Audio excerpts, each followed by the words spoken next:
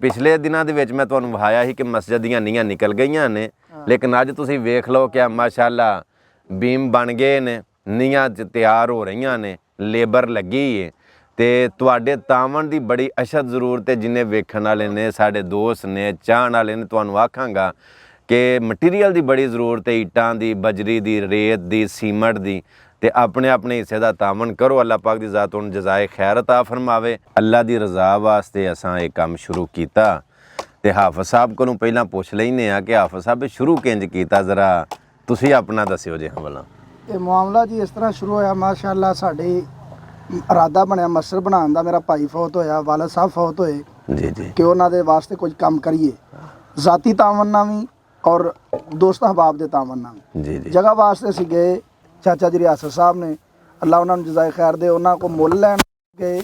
ਉਹਨਾਂ ਫ੍ਰੀ ਸਾਨੂੰ ਜਗ੍ਹਾ 10 ਮਰਲੇ ਦਿੱਤੀ। ਵਾਹ ਵਾਹ ਵਾਹ। ਔਰ ਅਲਹਮਦੁਲਿਲਾ ਮੈਂ 1 ਲੱਖ ਰੁਪਈਆ ਕਰਜ਼ ਚੁੱਕ ਕੇ ਇਹ ਮਸਜਿਦ ਦਾ ਕੰਮ ਸਟਾਰਟ ਕੀਤਾ। ਔਰ ਫਿਰ ਮੇਰੇ ਘਰ ਵਾਲਿਆਂ ਨੇ ਮੇਰੇ ਨਾਲ ਕੋਈ 2,70,000 ਰੁਪਈਆ ਤਾਵਨ ਕੀਤਾ। ਵਾਹ ਵਾਹ ਵਾਹ। ਉਸ ਤੋਂ ਬਾਅਦ ਸਾਡੇ ਇੱਕ ਬਜ਼ੁਰਗ ਨੇ, ਲਾਲਾ ਜੀ ਨਸੀਰ ਸਾਹਿਬ, ਮਾਸ਼ਾਅੱਲਾ, ਉਹਨਾਂ 2,50,000 ਰੁਪਈਆ ਮੈਨੂੰ ਦਿੱਤਾ ਕਿ ਕੰਮ ਨੂੰ ਰੋਕਣਾ ਨਹੀਂ, ਇਹ ਅੱਲਾਹ ਦੀ ਮਦਦ ਨਾਲ ਇਨਸ਼ਾਅੱਲਾ ਹੋਣਾ ਹੈ। ਇੰਜੀ ਗੱਲ। ਔਰ ਮੇਰੀ ਬੀਵੀ ਨੇ ਮੈਨੂੰ ਜ਼ਾਤੀ ਆਪਣਾ ਜ਼ੇਵਰ ਵੀ ਕੁਝ ਦਿੱਤਾ ਕਿ ਤੁਸੀਂ ਨਾ ਇਹ ਅੱਲਾਹ ਦੇ ਮਸਜਿਦ ਦੇ ਵਿੱਚ ਲਾ ਦਿਓ। ਵਾਹ। ਤੇ ਇਨਸ਼ਾਅੱਲਾ ਇਹ तमाम ਦੋਸਤ ਅਹਬਾਬ ਦੇ ਤਾਵਨ ਨਾਲ ਬਤੌਰੇ ਅਮਾਨਤ 1-1 ਰੁਪਇਆ ਇਨਸ਼ਾਅੱਲਾ तमाम ਦੋਸਤਾਂ ਦਾ ਇਨਸ਼ਾਅੱਲਾ ਹੀ ਲਗਾਵਾਂਗੇ। ਮਾਸ਼ਾਅੱਲਾ ਜੀ, ਮਾਸ਼ਾਅੱਲਾ। ਹਾਫਿਜ਼ ਸਾਹਿਬ ਨੇ ਜਿਹੜੀ ਗੱਲ ਤੁਹਾਨੂੰ ਦੱਸੀ ਹੈ ਕਿ ਬੀਵੀ ਨੇ ਜ਼ੇਵਰ ਵੇਚਿਆ, ਆਪਣੀ ਜਮ੍ਹਾਂ ਪੂੰਜੀ ਲਾਈ, ਔਰ ਚਾਚਾ ਜੀ ਰਿਆਸਤ ਸਾਹਿਬ ਦੀ ਬੜੀ ਮਿਹਰਬਾਨੀ, ਔਰ ਜਿਨ੍ਹਾਂ ਸਾਥੀਆਂ ਨੇ ਤਾਵਨ ਕੀਤਾ ਉਹਨਾਂ ਸਾਰਿਆਂ ਦੀ ਬੜੀ ਮਿਹਰਬਾਨੀ ਕਿ 1-1 ਰੁਪਈਆ, 1-1 ਦੰਬੜੀ, 1-1 ਪੈਸਾ ਬੜਾ ਨਾਪ ਤੋਲ ਕੇ ਮਸਜਿਦ ਦੇ ਕੰਮ ਦੇ ਵਿੱਚ ਲਾਇਆ ਜਾਂਦਾ। ਅੱਲਾਹ ਪਾਕ ਦੀ ਜ਼ਾਤ ਸਾਰਿਆਂ ਨੂੰ ਜਜ਼ਾਏ ਖੈਰ ਅਤਾ ਫਰਮਾਵੇ।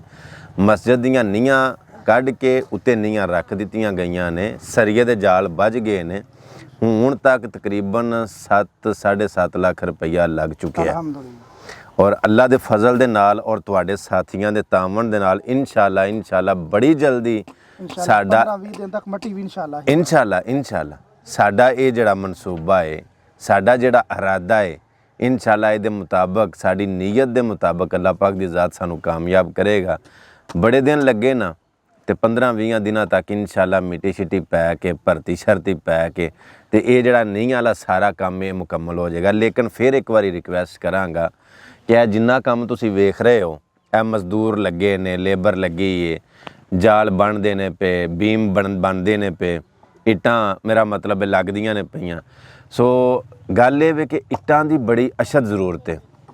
ਫਿਰ ਇੱਕ ਵਾਰੀ ਮੈਂ ਜਿੰਨੇ ਵੇਖਣ ਵਾਲੇ ਨੇ, ਵੇਖਣ ਵਾਲਿਆਂ ਸਾਰਿਆਂ ਨੂੰ ਆਖਾਂਦਾ ਕਿ ਅਲਹਮਦੁਲਿਲਾ ਮਸਜਿਦ ਦਾ ਕੰਮ ਜਾਰੀ ਹੈ। ਪਿਛਲੀ ਵਾਰੀ ਤੁਹਾਨੂੰ ਵਿਖਾਇਆ ਸੀ ਕਿ ਨੀਹਾਂ ਨਿਕਲੀਆਂ ਸਨ, ਤੇ ਅੱਜ ਅਲਹਮਦੁਲਿਲਾ ਨੀਹਾਂ ਤਿਆਰ ਹੋ ਗਈਆਂ ਨੇ, ਬੀਮ ਵੱਜਦੇ ਨੇ ਪਏ। ਤੁਹਾਡੇ ਤਾਵਨ ਦੀ ਜ਼ਰੂਰਤ ਹੈ, ਸਰੀਏ ਦੀ, ਸੀਮਟ ਦੀ, ਬਜਰੀ ਦੀ, ਰੇਤ ਦੀ, ਇਹ ਸਾਰੇ ਮਟੀਰੀਅਲ ਦੀ ਬੜੀ ਜ਼ਰੂਰਤ ਹੈ। ਤੁਹਾਡੇ ਤਾਵਨ ਦੀ ਬੜੀ ਜ਼ਰੂਰਤ ਹੈ। ਇਨਸ਼ਾਅੱਲਾ ਅੱਲਾਹ ਪਾਕ ਦੀ ਜ਼ਾਤ ਨੇ ਆਪਣਾ ਫਜ਼ਲ ਕੀਤਾ ਤੇ ਤੁਹਾਡੇ ਤਾਵਨ ਦੇ ਨਾਲ ਬੜੀ ਜਲਦੀ ਇਨਸ਼ਾਅੱਲਾ ਮਸਜਿਦ ਕਾਮਯਾਬ ਹੋਏਗੀ ਔਰ ਮੁਕੰਮਲ ਤਿਆਰ ਹੋਏਗੀ।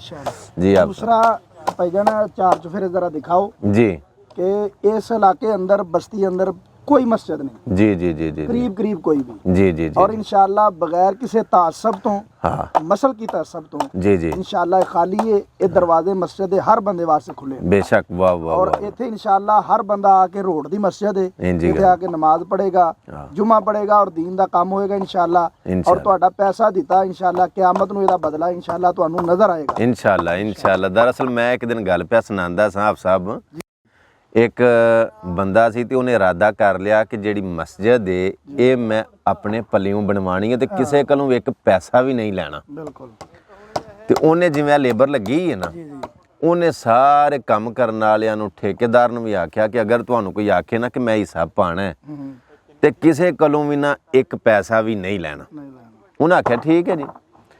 ਚਲੋ ਮਸਜਿਦ ਬਣਨ ਲੱਗ ਪਈ, 6 ਮਹੀਨੇ ਲੱਗੇ, ਸਾਲ ਲੱਗਾ, ਤੇ ਮਸਜਿਦ ਜਿਹੜੀ ਉਹ ਬਿਲਕੁਲ ਤਿਆਰ ਹੋ ਗਈ। बिल्कुल ਇੱਕ ਦਿਨ ਉਹ ਖਾਬ ਦੇ ਵਿੱਚ ਵੇਂਦਾ ਕਿ ਬੜਾ ਵੱਡਾ ਮਹਿਲ ਹੈ ਤੇ ਇਹ ਮਹਿਲ ਦੇ ਵਿੱਚ ਵੜੇ ਆ ਤੇ ਆਵਾਜ਼ ਆਉਂਦੀ ਹੈ ਗੈਬ ਵੱਲੋਂ ਕਿ ਹੈਰਾਨ ਹੋ ਕੇ ਨਾ ਵੇਖ ਇਹ ਮਹਿਲ ਤੇਰਾ ਹੀ ਹੈ। तेरा ही है। ਤੇ ਵੇਂਦਿਆਂ ਨਾ ਉਹ ਬਾਹਰ ਵਾਲੇ ਦਰਵਾਜ਼ੇ ਵੱਲ ਨੂੰ ਜਾਂਦਾ ਹੈ ਤੇ ਵੇਂਦਾ ਕਿ ਬਾਹਰ ਵੀ ਇੱਕ ਬਹੁਤ ਵੱਡਾ ਮਹਿਲ ਹੈ। जी ਤੇ ਇਹ ਪੁੱਛਣ ਲੱਗਦਾ ਵੀ ਇਹ ਸਾਹਮਣੇ ਵਾਲਾ ਮਹਿਲ ਕਿਹਦਾ ਹੈ? ਤੇ ਹਾਫ ਸਾਹਿਬ ਉਹਦੀ ਨਾ ਅੱਖ ਖੁੱਲ ਜਾਂਦੀ ਹੈ। ਸਹੀ। ਸਵੇਰ ਹੋਈ ਨਾ ਤੇ ਟੁਰ ਜਾਂਦਾ ਇੱਕ ਤਾਬੀਰ ਕਰਨ ਵਾਲੇ ਕੋ, ਤੇ ਉਹਨੂੰ ਜਾ ਕੇ ਆਪਣੀ ਖਾਬ ਸੁਣਾਈ ਤੇ ਆਖਣ ਲੱਗਾ ਵੀ ਖਾਬ ਦੇ ਵਿੱਚ ਮੈਂ ਇਹ ਵੇਖਿਆ ਤੇ ਇਹਦੀ ਤਾਬੀਰ ਕੀ ਹੈ। ਉਹਨੇ ਆਖਿਆ ਤਾਬੀਰ ਸਿੱਧੀ ਸਿੱਧੀ ਹੈ ਕਿ ਤੂੰ ਖਾਬ ਆਪੇ ਪਿਆ ਸੁਣਾਨਾ ਵੀ ਤੈਨੂੰ ਉਹ ਇਸ਼ਾਰਾ ਵੀ ਹੋਇਆ ਗੈਬਲ ਨੂੰ ਆਵਾਜ਼ ਵੀ ਆਈ ਹੈ ਕਿ ਹੈਰਾਨ ਨਾ ਹੋ ਇਹ ਮਹੱਲ ਤੇਰਾ ਹੀ ਹੈ ਕਿਉਂਕਿ ਤੂੰ ਮਸਜਿਦ ਬਣਵਾਈ ਹੈ ਤੇ ਅੱਲਾ ਨੇ ਤੈਨੂੰ ਉਹ ਜੰਨਤ ਦੇ ਵਿੱਚ ਇਹਦੇ ਬਦਲੇ ਅੰਦਰ ਮਹਿਲ ਅਤਾ ਫਰਮਾ ਦਿੱਤਾ। ਤੇ ਆਖਣ ਲੱਗਾ ਉਹ ਤੇ ਗੱਲ ਠੀਕ ਹੈ ਲੇਕਿਨ ਮੇਰੇ ਮਹਿਲ ਦੇ ਸਾਹਮਣੇ ਇੱਕ ਹੋਰ ਮਹਿਲ ਹੈ। ਹਾਂ ਉਹ ਕਿਹਦਾ? ਉਹ ਕਿਹਦਾ? ਤੇ ਉਹ ਤਾਬੀਰ ਕਰਨ ਵਾਲਾ ਆਂਦਾ ਇਹ ਵੀ ਏਡੀ ਹੈਰਾਨਗੀ ਵਾਲੀ ਗੱਲ ਕੋਈ ਨਹੀਂ, ਕਿਸੇ ਨੇ ਮਸਜਿਦ ਦੇ ਵਿੱਚ ਹੋਰ ਹੀ ਸੱਪ ਆਇਆ ਹੋਣਾ ਤੇ ਅੱਲਾ ਨੇ ਉਹਨੂੰ ਵੀ ਉਹ ਮਹਿਲ ਉਂਝ ਦਾ ਅਤਾ ਕੀਤਾ ਹੋਣਾ। ਤੇ ਉਹ ਆਖਣ ਲੱਗਾ ਇੰਜ ਨਹੀਂ ਹੋ ਸਕਦਾ। ਤਾਬੀਰ ਕਰਨ ਵਾਲਾ ਆਂਦਾ ਜੇ ਇੰਜ ਨਹੀਂ ਨਾ ਹੋ ਸਕਦਾ ਤੇ ਮੇਰੀ ਫਿਰ ਤਾਬੀਰ ਇਹ ਗੱਲ ਆਂਦੀ ਹੈ ਕਿ ਯਕੀਨਨ ਕਿਸੇ ਨੇ ਹਿੱਸਾ ਪਾਇਆ।